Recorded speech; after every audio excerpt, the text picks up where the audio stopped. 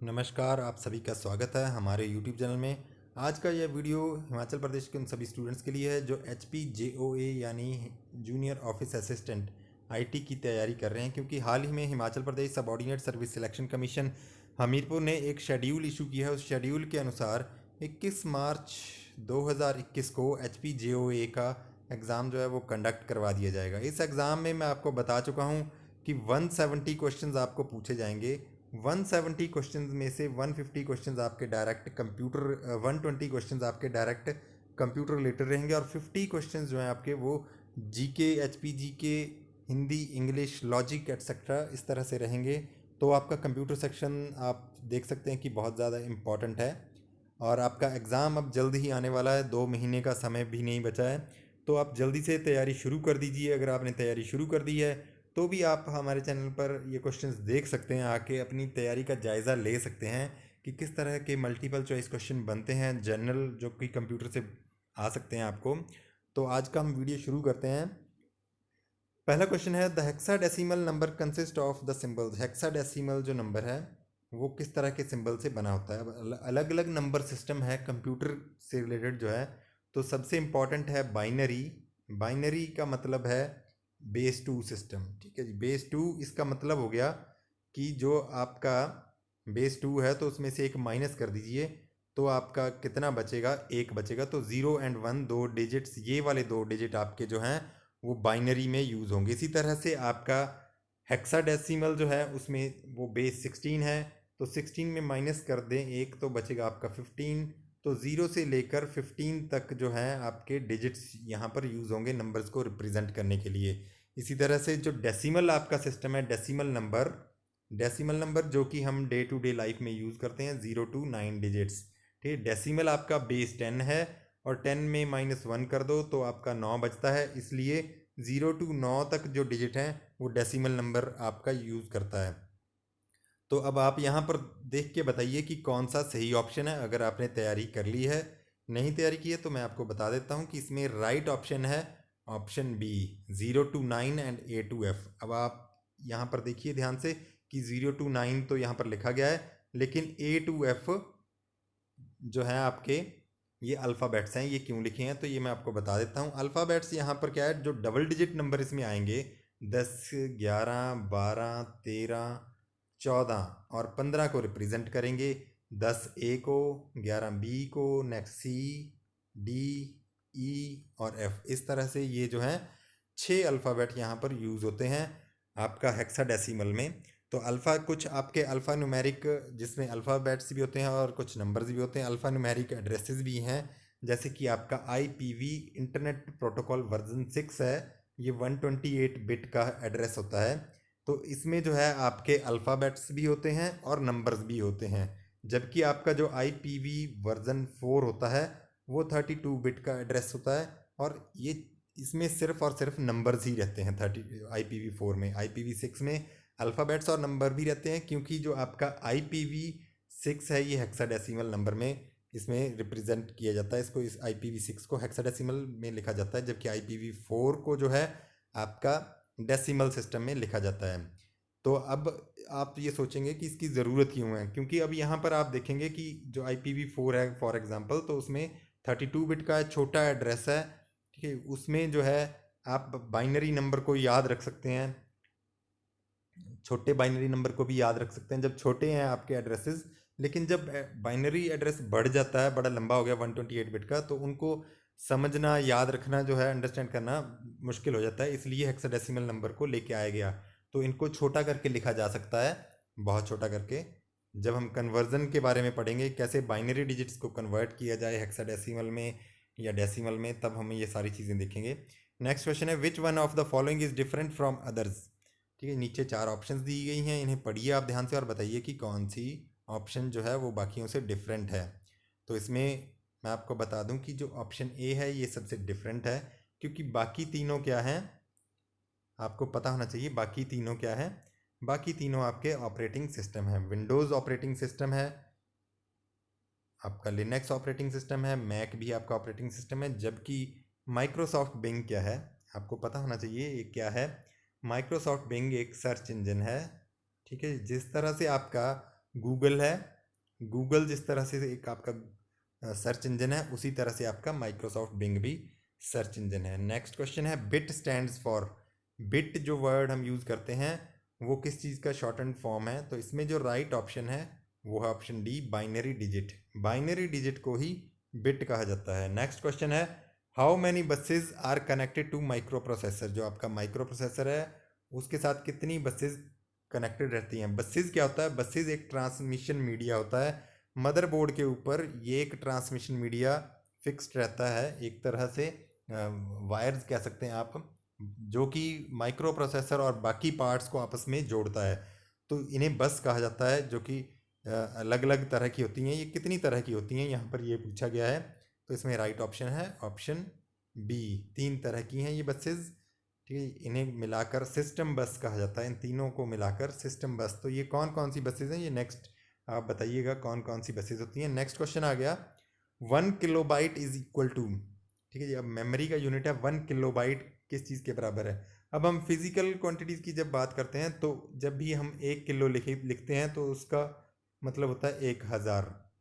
लेकिन मेमोरी की जब भी हम बात करेंगे तो मेमोरी में जब भी एक यूनिट से नेक्स्ट यूनिट में हम बढ़ेंगे तो वो मल्टीप्लाई होगा 1024 से। तो यहाँ किलो बाइट में कितने बाइट होंगे? 1024। इसी तरह से 1 मेगाबाइट में कितने किलोबाइट होंगे? वो भी 1024। तो नेक्स्ट इमीडिएटली जो यूनिट बढ़ता जाएगा वो मल्टीप्लाई होता जाएगा पिछले यूनिट से 1024 के साथ। ठीक है, तो यहाँ पर जो यहाँ पर जो फैक्टर रहेगा वो 1024 है। हालांकि अगर हम बाइट की बात करें, एक बाइट में कितने बिट होंगे आपके? 8 बिट्स। ठीक है जी। और इसमें एक निब्बल एक आता है, इसमें निब्बल और छोटा यूनिट है। एक निब्बल में रहते हैं आपके 4 बिट्स, मतलब कि हाफ बाइट। हाफ जो आपका बाइट है 1/2 byte is equal to 1/2 byte is equal to 1 nibble. ठीक है, निब्बल में 4 बिट है। निब्बल जो यूज़ होता है ये असल में कन्वर्जन जब हम करते हैं, जैसे हेक्साडेसिमल डेसिमल में कन्वर्ट करेंगे हम बाइनरी नंबर्स को, तब वहाँ पर हम उनको 4 के यूनिट में बांटते हैं नंबर्स को। नेक्स्ट क्वेश्चन है in which generation of computers transistors were first used. अब जो ट्रांजिस्टर्स हैं ये किस जनरेशन के कंप्यूटर्स में यूज़ हुए थे? तो पहली तो बात है जनरेशन्स कितनी हैं? 5 जनरेशन्स कंप्यूटर की अभी तक आ चुकी हैं। ठीक है, 1940s से जो है फर्स्ट जनरेशन मानी गई थी। तो इन सभी की एक खासियत थी सभी जनरेशन की। तो इसमें पूछा गया कि ट्रांजिस्टर्स जो है वो किस जनरेशन में फर्स्ट टाइम यूज़ हुए थे। तो अगर आपने पढ़ा है आपको पता होना चाहिए।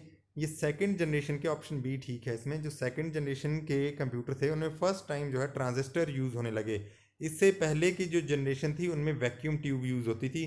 तो सेकंड जनरेशन की जो मेन कैरेक्टरिस्टिक्स है वो है आपके ट्रांजिस्टर्स। इसी तरह से थर्ड जनरेशन के जो कंप्यूटर थे इनमें क्या यूज़ होने लगा था?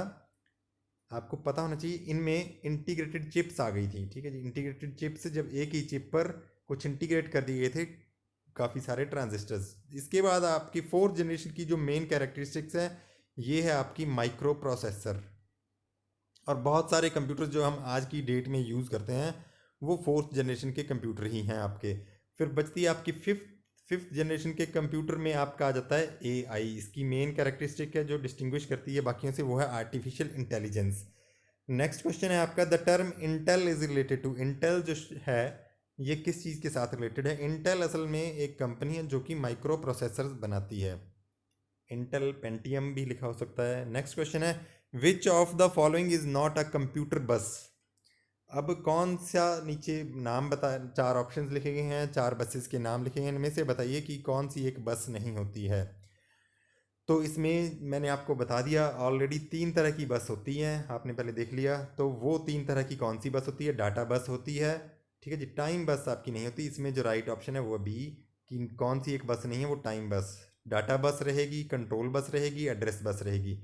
डाटा बस इसके नाम से ही पता है कि डाटा को, ये ऐसा ट्रांसमिशन मीडिया जो कि डाटा को लेके जाएगा कंप्यूटर में एक पार्ट से दूसरे पार्ट में।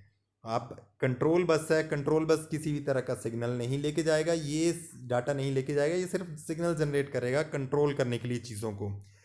लास्ट जो आपका एड्रेस बस है ये जो है आपका मेमोरी लोकेशन में किस एड्रेस पर क्या चीज़ पड़ी है ये उस चीज़ को डील करती है, एड्रेस बस। यहाँ पर केवल जो आपकी डाटा बस है वही डाटा लेकर जाती है। नेक्स्ट क्वेश्चन है आपका, C and python are examples of. C और पाइथन किस चीज़ के एग्जाम्पल्स हैं, किस तरह की लैंग्वेज के? तो ये जो है आपको पता होना चाहिए, हाई लेवल लैंग्वेज के एग्जाम्पल्स हैं। इसमें ऑप्शन सी आपका राइट ऑप्शन है। हाई लेवल लैंग्वेज वो वाली लैंग्वेज होती है जो कि ह्यूमन अंडरस्टैंडेबल है। हम जितने भी प्रोग्राम बनाते हैं, जो भी आपके प्रोग्रामर जो होते हैं, जो कंप्यूटर का काम करते हैं, सॉफ्टवेयर बनाते हैं, वो जो है आपके हाई लेवल लैंग्वेज में बनाए जाते हैं। तो और हाई लेवल लैंग्वेज में इफ़, वाइल, ठीक है जी, इफ़, वाइल, इस तरह से जो है आपकी टर्म सारी इंग्लिश के वर्ड्स यूज़ होते हैं इसमें, ठीक है जी। और छोटे मोटे लॉजिक यूज़ होते हैं। मेनली इसमें इंग्लिश के वर्ड, प्लेन इंग्लिश की तरह ये लैंग्वेज यूज़ होती है, और इसको बाद में कन्वर्ट किया जाता है मशीन लैंग्वेज में, लो लेवल लैंग्वेज में, जो कि कंप्यूटर अंडरस्टैंडेबल होती है 0-1 की फॉर्म में, ठीक है। और ये इसलिए किया जाता है ताकि हम इजीली अपने प्रोग्राम बना सकें, जो भी प्रोग्रामर हैं। तो हाई लेवल लैंग्वेज आप जान लीजिएगा कि जो कि ह्यूमन अंडरस्टैंडेबल है, और लो लेवल लैंग्वेज 0 और 1 की फॉर्म में है, जो कि मशीन अंडरस्टैंडेबल है।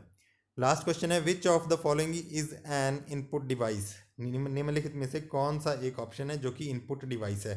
फर्स्ट आपका है option A MICR, second option है bar code reader, third option है OCR। OCR की क्या फुल फॉर्म है आप बताइए। MICR आपने सुना होगा, मैंने पिछले वीडियोस में भी बताया है।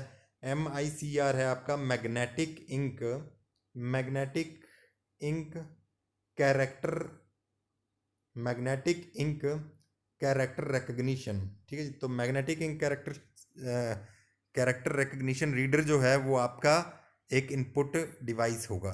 बार कोड रीडर है, आपने देखे होंगे कुछ डिवाइसेस हैं जो आप शॉप्स में देखेंगे, बार कोड आपका रीड करके उसका रेट बताते हैं। आपके जो भी काउंटर पर खड़े होते हैं सेल्समैन, वो आपका रेट बता देते हैं बार कोडर से उसको रीड करके। तो ये भी एक इनपुट डिवाइस हो गया। अब OCR भी एक इनपुट डिवाइस है। OCR हो गया आपका ऑप्टिकल कैरेक्टर रीडर, ठीक है। ऑप्टिकल कैरेक्टर रीडर जो है, कई बार क्या है, स्क्रीनशॉट लिया होता है किसी भी चीज़ का, जो डॉक्यूमेंट लिखा है, तो अगर आप उसको कॉपी करने की कोशिश करें तो आप कॉपी नहीं कर पाओगे। लेकिन अगर आप अपनी मोबाइल स्क्रीन में उसको स्कैन करोगे तो आपका मोबाइल पढ़ लेगा। वो एक तरह से ऑप्टिकल कैरेक्टर रीडर का काम करता है। तो इस तरह के कुछ डिवाइसेस भी होते हैं जो कि ऑप्टिकल जो कैरेक्टर्स हैं उनको पढ़ लेते हैं। तो ये भी एक तरह से आपका इनपुट डिवाइस हो गया, ऑप्टिकल कैरेक्टर रीडर। तो इसमें जो राइट ऑप्शन है वो है option D, all of the above. तो ये कुछ क्वेश्चन थे जो कि आपके बेसिक कंप्यूटर से रिलेटेड हैं। इसमें आपको डिटेल में काफ़ी चीज़ें पता होनी चाहिए। बहुत सारे और भी टॉपिक हैं जहाँ से बहुत सारे क्वेश्चंस बन सकते हैं।